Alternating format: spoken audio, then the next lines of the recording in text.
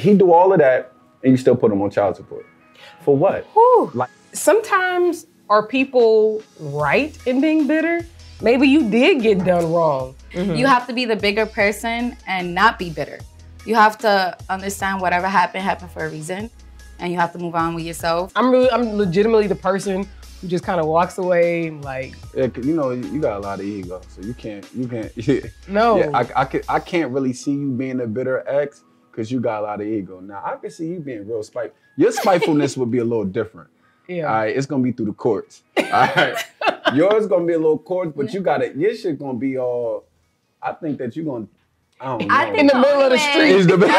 Say, Poppy. No. Come on, stop. Why gotta be Poppy? Because I'm serious. That's right. You know what I I mean? think the only way that I can define like me being bitter is in a sense that like if I really feel played, like then I'm gonna be like, oh, you're trying to play me? Well, then I'm gonna make you feel some type of way too. But that's like being spiteful and revengeful. I don't know if that's considered bitter. From the place of bitterness. Because I feel like bitterness also stems from like, let's say like I had an ex that I had issues with and I left him and he was so mad and he was threatening to like post videos of us sexually and like threatening to like to make up. He was saying all these stories. He told one person I had gonorrhea, like, and I never had gonorrhea ever in my life, thank God. But you know, like that's that I consider bitter. Yeah, that's like, one. That's one level of bitterness. But if you wait, because I see something over here. Give me a second. I told you. Listen. You know, I experienced all the toxic shit. Listen, so another form of bitterness. I'm not saying this is you or you. Definitely ain't me. But another form of bitterness is like if you have children, right, and you break up with your ex, right, your children's father. Now you know damn well your children's father take care of the children. I don't see what is the purpose. He handles what he's supposed to do. Saying he can't see the kids or something. Saying you using your kids for as a tool because he's not doing all what you want him to do. He's doing what he needs to be doing regarding your children, right? And he's there. He's never not taking his child. You don't have to look for a babysitter. If you need something to do, he'd rather you to drop the children off to him before you drop them off with your moms or whoever. And he do all of that, and you still put him on child support. For what? Whew. Like I've seen that. Like I've seen like even with like a lot of men when they go into to the child support office, they literally say to you, like in Union County, they literally say to you, a lot of men that's on child support is from bitterness. It's not that they don't even take care of their children. It's literally stem from bitterness. And, I don't know how did they find that out, rather if the moms openly say something later, the whole 9 yards. But, that's what a form of bitterness will come into.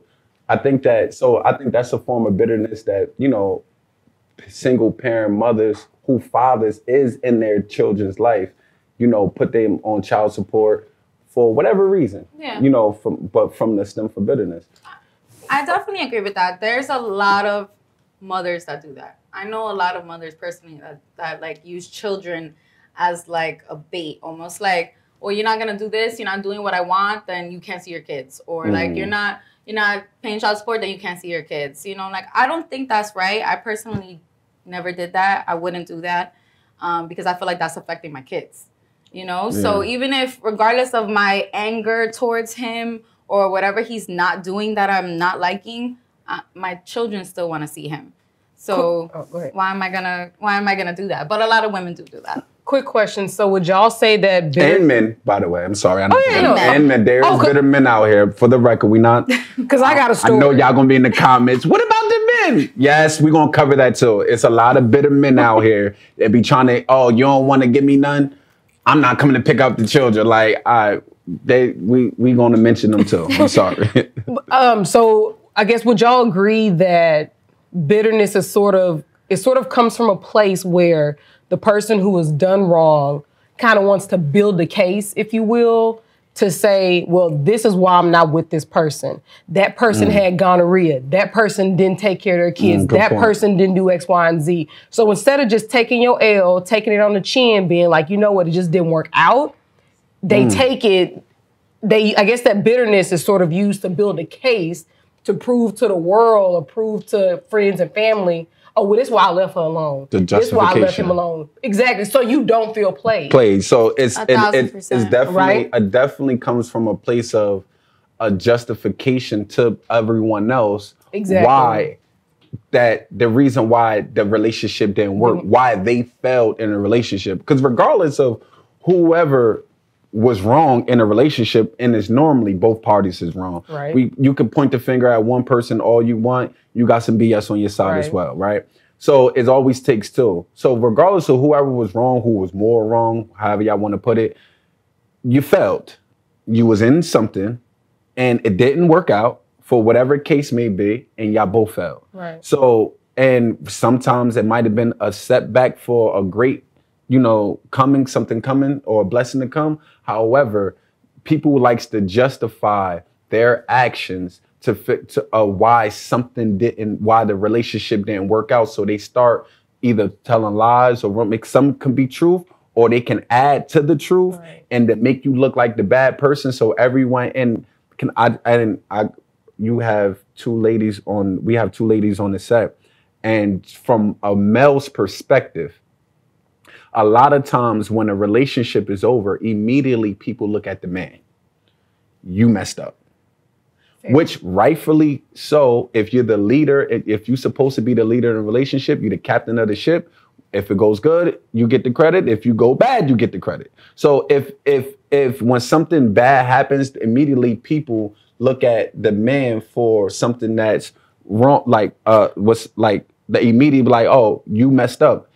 Now, and then a lot of times women have to, they know that, they use that as their card, and then they start throwing extra stuff out there to pile on top, and everybody just looking at you like, yo, you did this to her, you did that, the whole 9 yards. Why you supposed to be as a man not say nothing? Wait, but I have a question. So if we bring this back to bitterness, like, sometimes are people right in being bitter? Maybe you did get done wrong. Like you said, there's two sides of the story. But would y'all ever say that there's a case for a person to be like, yo, I did talk trash, I did spread lies, but you know what?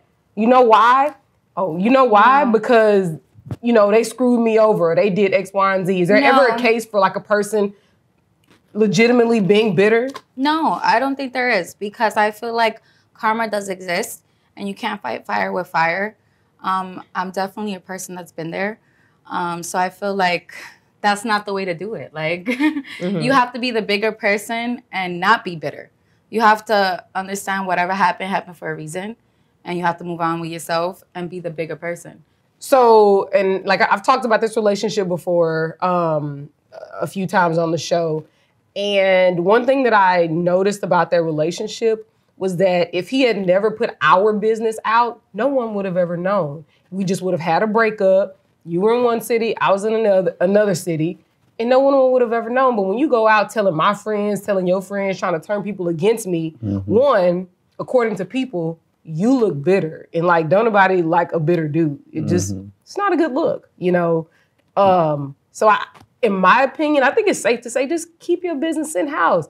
If you take a L and it's not a public L, just keep it moving. You know what I'm saying? If you want revenge, get it, but don't make it known to everybody. I think the moral of the story is just keep your business to yourself. Like, it's truly that simple. That's part of our problem. A lot of us, we talk too much. We put our business on Front Street too much. We talk to our homegirls too much. Like, and dudes gossip, y'all be doing the same thing. Like, so it's okay to keep some things private. And I think a lot of us would be better off if we move that way.